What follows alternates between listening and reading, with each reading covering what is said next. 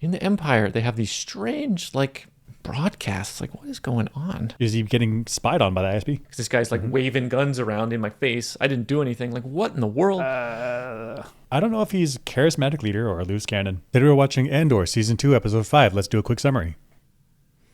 Starting out, there's a transceiver in Cyril's office. Right there.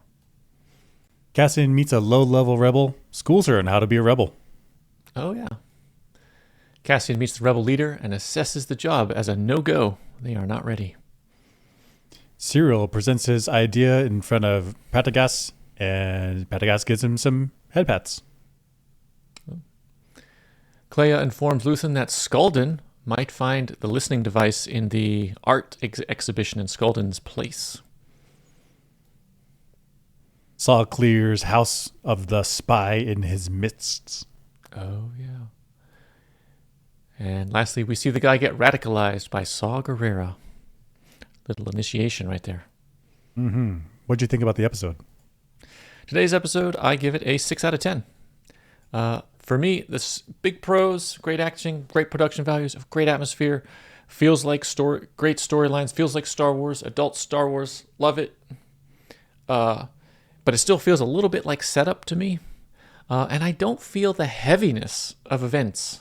I'm still not sure why. Sometimes I'm into it emotionally. Sometimes I'm not. Can't always make my brain like feel it. So that's how I feel about it. Because I don't feel the heaviness, it's a 6 out of 10 for me. Great TV, but it's not taking me over the top. So for me, 6 out of 10. What do you think? I gave this episode another 9 out of 10. Super good. I am feeling it. I'm feeling this episode 4, 5, 6. So the costumes, the costumes and the world building, the French planet feels great. Like I really feel the vibes of this French planet. Yeah, it's super fun. The Cyril double agent storyline is engaging. Do I like double agent storylines? Am I discovering this about myself? The pros, more pros. I see why the Empire is doing the subterfuge. In the first episode, I criticized it. Like, why is the Empire doing subterfuge? You're super big, super powerful. But it's so effective. It's so effective, and it disguises them as from being the bad guys. Subterfuge is the way to go. This is how I'm going to play every video game from now on. Additionally, it's cool to see that Cassian fail at his negotiation with the head of the rebels. So it's why is that good? It's because he's the main character. He's the good guy in our show, but he's not just success. Like he also has failures, and so that feels great. It feels great. It feels very fair, very balanced. It feels like an adult Star Wars. The cons. This is a cool ending where we see that young guy get radicalized, but also what was the ending? The guy takes off his masks and he breathes bad air. And Saw likes it. Saw's like, yes, we're a part of the moment. This kid in front of me is choking. Like, why was that the initiation? And also, why was Saw able to breathe in that nasty, toxic air? I didn't understand it. That's a good point. The summary is he's radicalized. He's fully on the rebel side now, but also maybe there was some symbolism there that I didn't understand. I don't know. Overall, excellent episode. There's the underdog spy thriller. There's the underdog radicalized team. There's the underdog space pirate. And then there's the rich silk traders that are relatively underdogs compared to the Empire.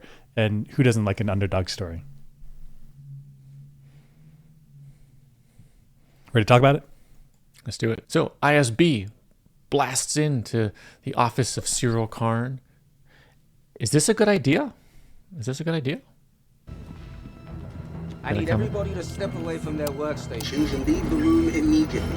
Let's get up. What's going on here? They're telling us all to leave. Now stay where you are. Cyril Khan, I'm Attendant Grimace from ISB Tech. We have reason to believe there are listening devices in this office. We're in the middle of an audit. What you're in the middle of, sir, is an ISB Tech sweep. Everyone in here will be in custody until we finish our evaluation. What do you mean custody?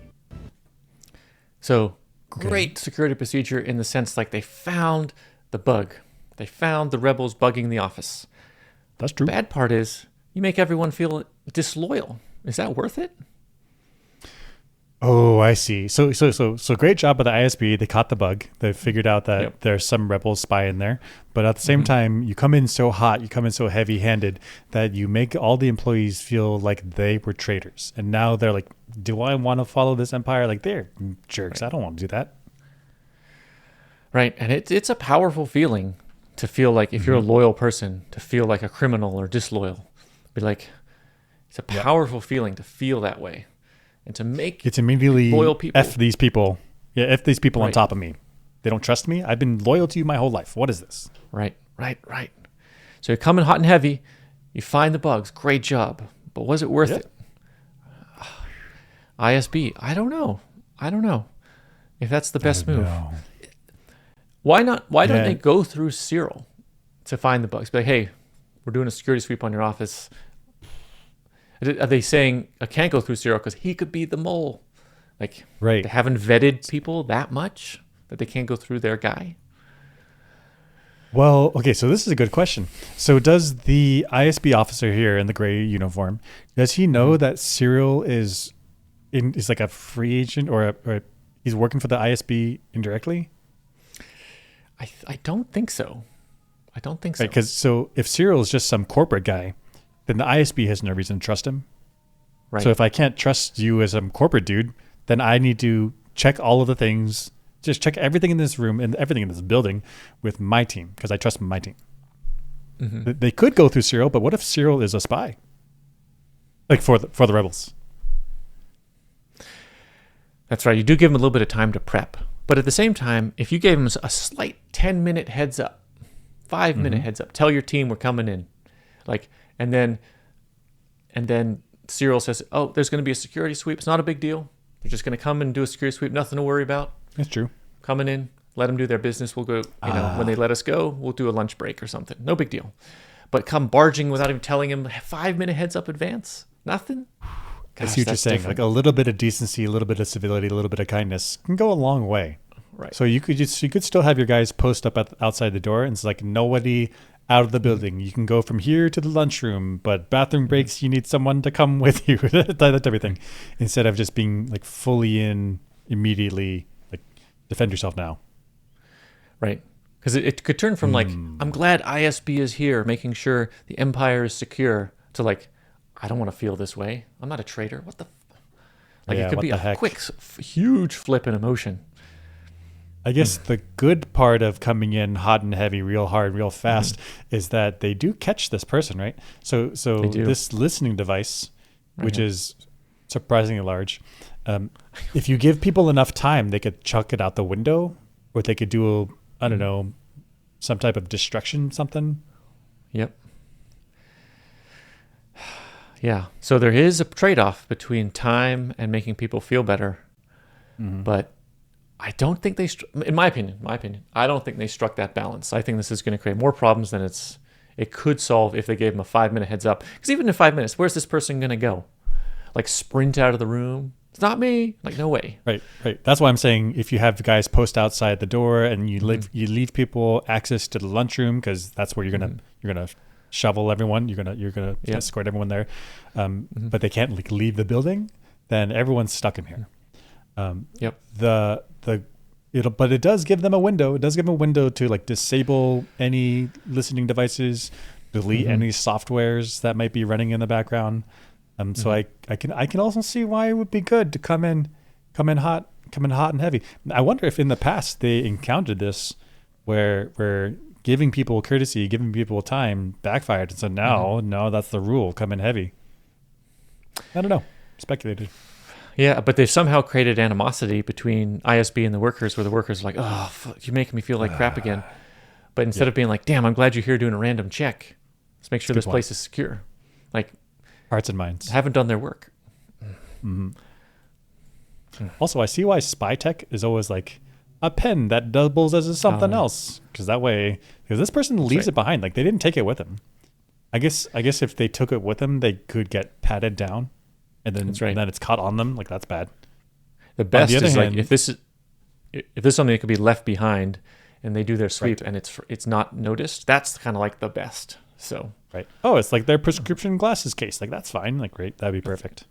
right, Nothing to see here. Carry on. Like yeah. exactly. Perfect. But this is too much. This is, if you put this down right here on the desk, they're gonna be like, what is that?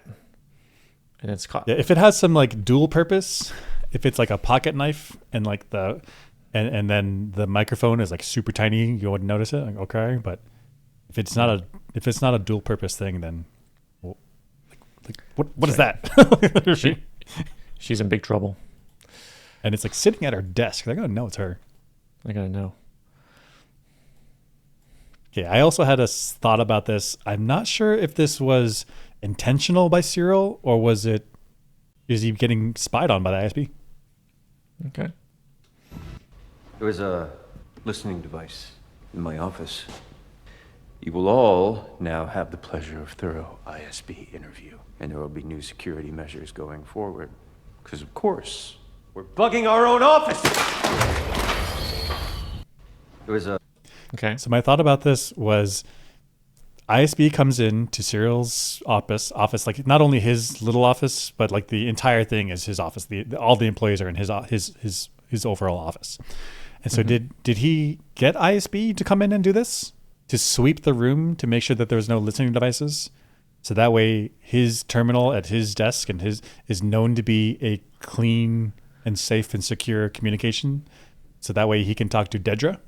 Because before, I think maybe in this episode, in the previous episode, and when he wanted to talk to Dedra, he had to go through this like maze and go through the city to get to a computer that is known to be secure communication. Mm-hmm. So you're saying, was this on purpose? If he thinks there's a bug put there by the Gorman rebels, he doesn't know where it is, so he can't talk in his office securely to Dedra. Right. He calls in the sweep so they can find the bug, and now he can talk securely to Dedra. And so this whole thing is an act where the ISB officer is like, "Get outside, we're gonna escort you," and then Cyril's like, "Oh, this is terrible," but it's him acting like he didn't do this on purpose. He didn't call the ISB in to like sweep my office, make sure it's clean, or even Dedra did it, and Cyril doesn't know what's going on, and the ISB officer that's in gray, like the lower level ISB officer, he might even not know that Cyril is working for Dedra. Like there's like the layers of like who knows what. Right. I guess when I first saw it, I thought ISB is doing its own thing, and ISB at this level is not read into Cyril's project. What do you mean read in? Read in is like there's like clearances and need to know. So if you have clearance and need to know, then you get read into a program, and then you learn about it. Oh, like they tell you what's going on. Right. So Cyril is doing the subterfuge on Gorman in collaboration with what's his name, Pentagrax, Yeah. Pentagas, and Deirdre. Pentagas, yeah. But nobody else is probably got a need to know. So they probably Cyril and they want to keep it hidden from regular ISB people. So maybe this sweep is actually a hindrance to their operation because they're feeding intel to the rebels, or they want to keep it from ISB. Now, if ISB is monitoring his office, now he's got more problems because now there's going to be leakage. So that was where my first thought went. But you're thinking something different. Right, because I thought that Dedra is in charge of all the ground forces on Gorman. So she could have sent in this low level ISB officer to sweep the room, clear the room, make sure there's no listening devices.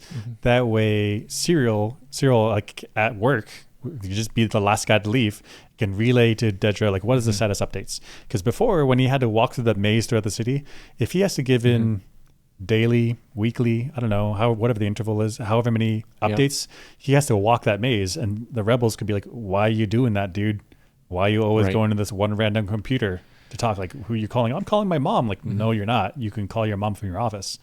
So in order to avoid that, Dedra calls in the low-level ISB officer, the guy in gray, and is like, sweep his office, make a show out of it, make it look like Cyril's not working with ISB. And as what you're saying, that low-level ISB officer, he might not know that Cyril is an asset. He might be doing his ISB thing.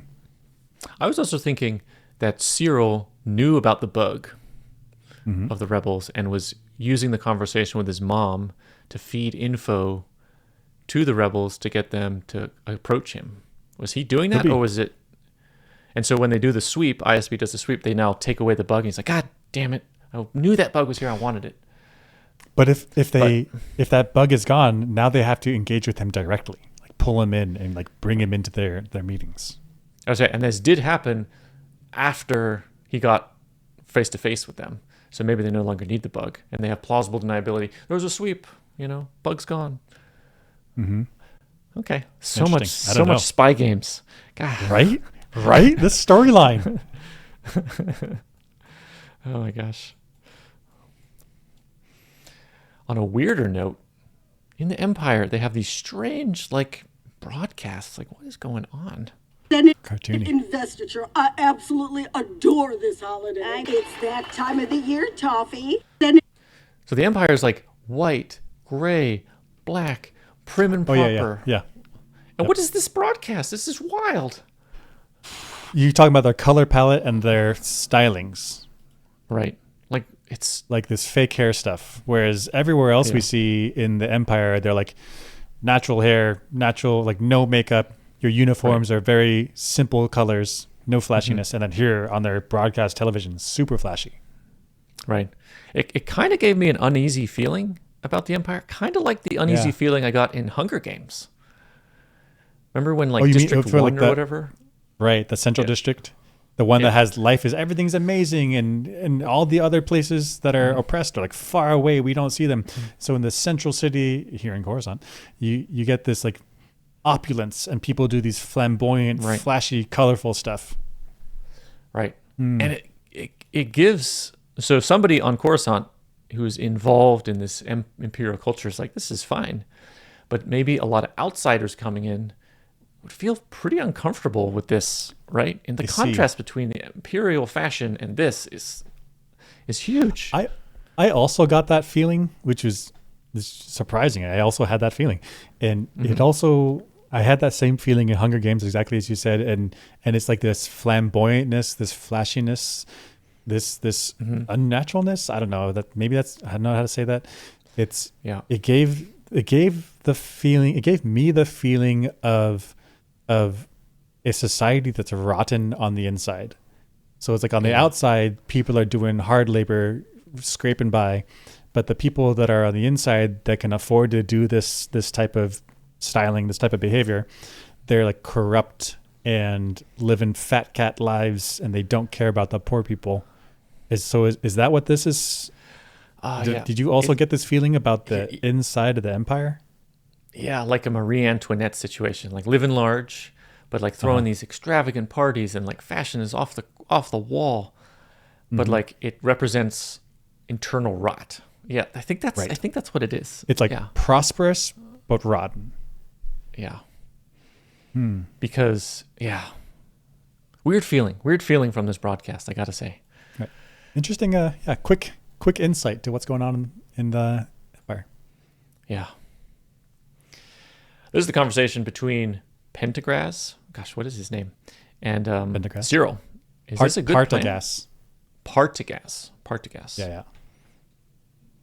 You're convinced we're connecting to the Gorman Front leadership? I am, sir. Caro Rylance is a prominent businessman and politician in Palmo. I've been dealing with him directly. And we're sure they're buying the story? We're skeptically confident, sir. Words to live by. I think they're planning already. They're inexperienced, but very eager. How often those attributes align?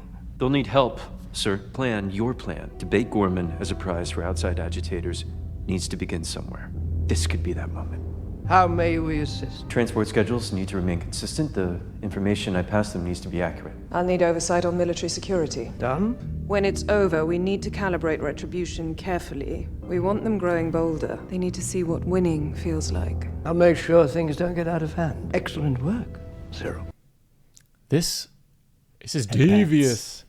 So if I see if I got this right, the ISB, these three people they're now with the rebels using Cyril, and now they've sort of encouraged the rebels to do bombings or different sabotage things, and they're going to make sure the schedules are consistent and everything is ripe for terrorist attacks, and then they're going to come in with retribution that's not just a bit light. So they feel they do an attack, they come in with retribution, it's not that big of a deal. Victory. They do another one. They come in with a light retribution, victory, and they're starting to get emboldened. The rebels are getting emboldened, and they keep doing this, and they keep feeling like they're in a victory, which then can be used against, as the population's like, I want stop the terrorist attacks, and the Senate's like, stop the terrorist attacks, then the Empire can be like, we can stop the terrorist attacks, they'll come in hard. And now they've got Gorman. Is that what's going on? I think that's exactly what's going on. And I think the strategy is super smart. Very nicely done serial, although I guess evilly done. It's like let's drum up these rebels. Let's give them little wins. Little wins. Nothing so bad that we're going to lose our big overall power, but give them little wins so that way they feel stronger and stronger. They gain some confidence. They gain some experience, and then they're going to go for a big move eventually. And then when that's clearly crossing the line of what the general population thinks is okay, then we can come down hard, bring down the boot. God, it's devious. Devious. That is, it's dirty. So a society in chaos with terrorist attacks and problems, it could be outside agitators or outside intelligence agencies causing problems. Like in this case, the Empire wants to take over Gorman. They can't do it directly because of Gorman's power and prestige. So they come up with this devious, it's devious. Gosh, you said it's an outside power, and it is an outside power from the Gorman's perspective, but from the Galactic's perspective, it's an internal effect, right? So the ISB works for the Empire, and everyone's a part of the Empire. This is actually an internal government agency causing this. I guess in the Republic, how was the different planets and cultures viewed? Was it like, we're a bunch of separate planets, but we're coming together as the Republic? Or is everybody like, we're all Republicans? And the Empire is totally something new, where it's like, we're united. Like, I guess I don't know.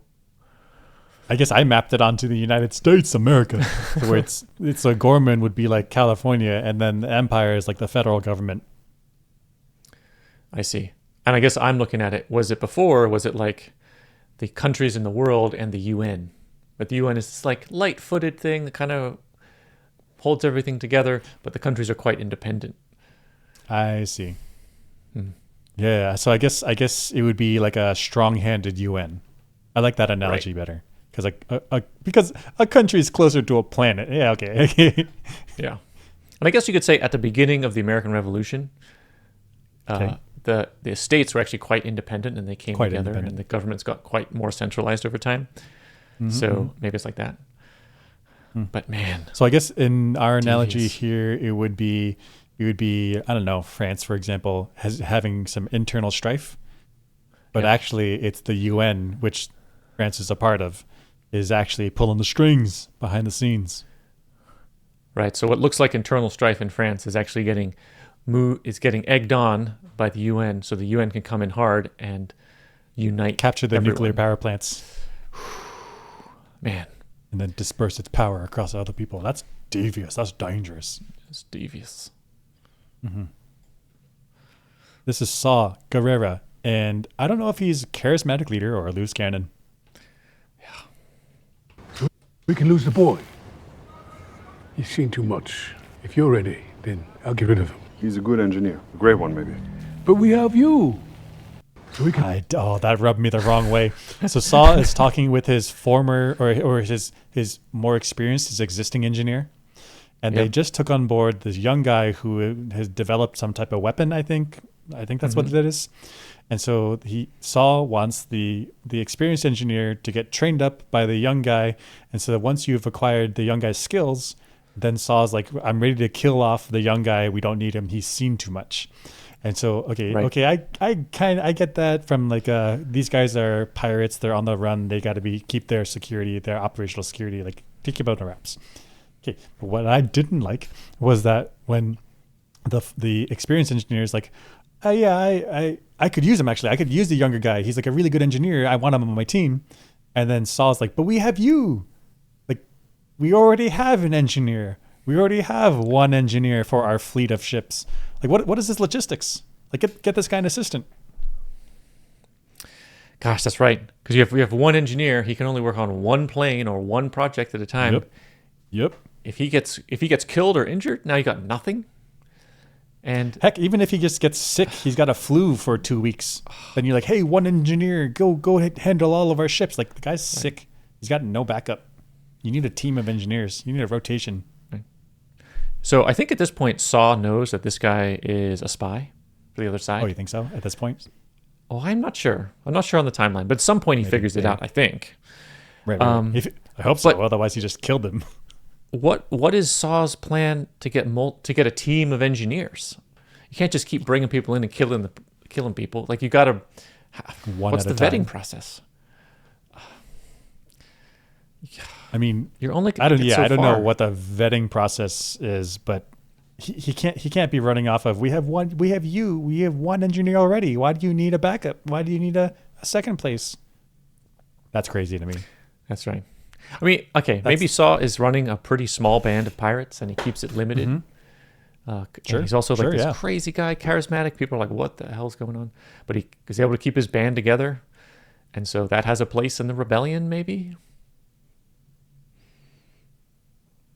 Yes. I guess what I'm saying is the engineer is deeply disrespected. It's undervalued. We wouldn't have this ragtag team with one cook. What if that cook gets sick? Now that's so true. Nobody eats. like it's clear when it's practical stuff that's in your face. Like, we need to have redundancy, but somehow with engineers, they're like, oh, just put him in a closet, he'll figure it out. Gosh, that's so true. Because, like, yeah, for leadership, every member of leadership, super essential.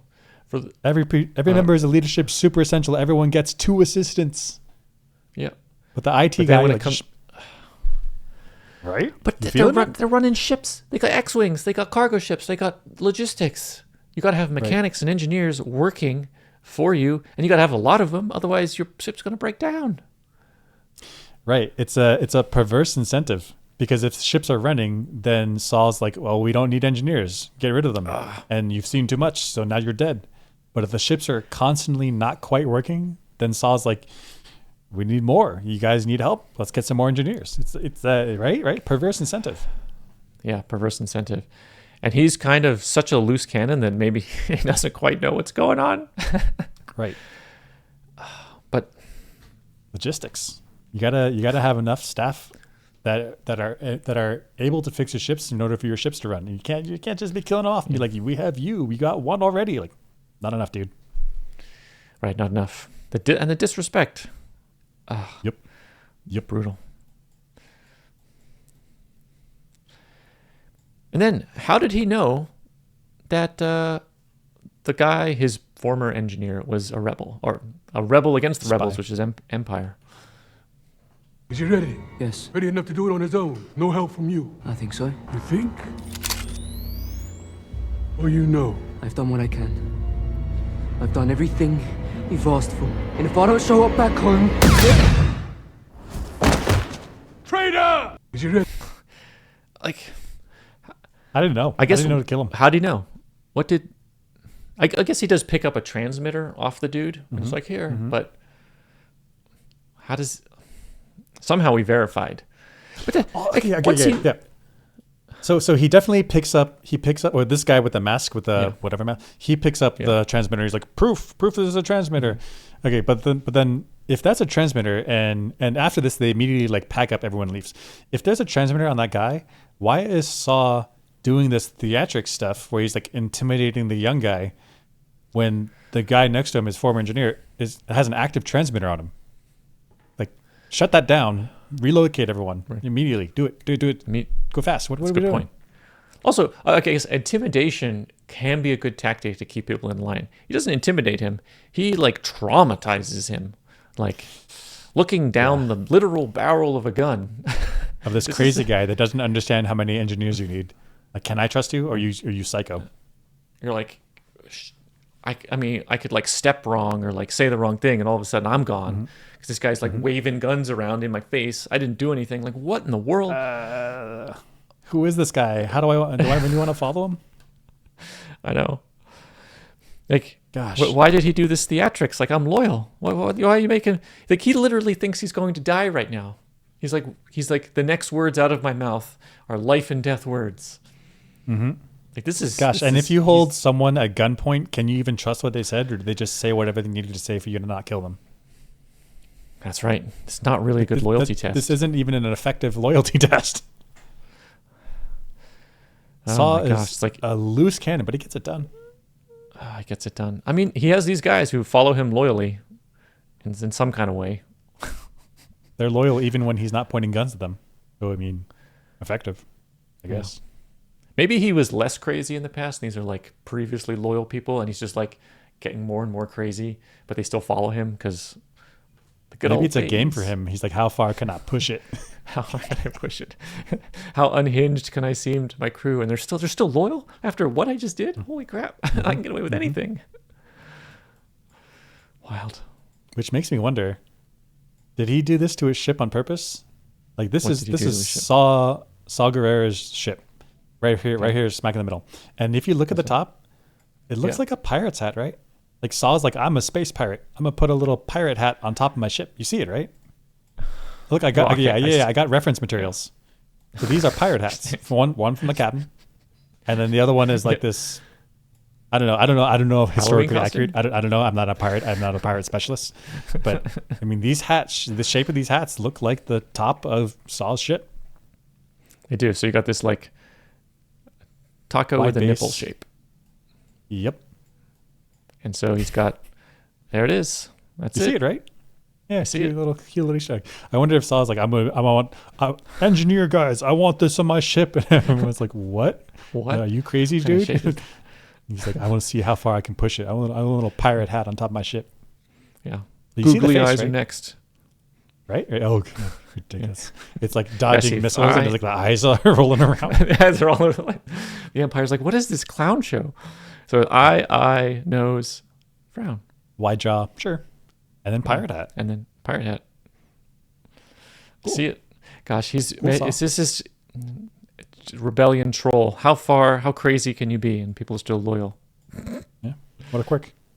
What a quirk. That was our analysis on Andor, season 2, episode, what was this? 5? 5. 5. See you guys next time.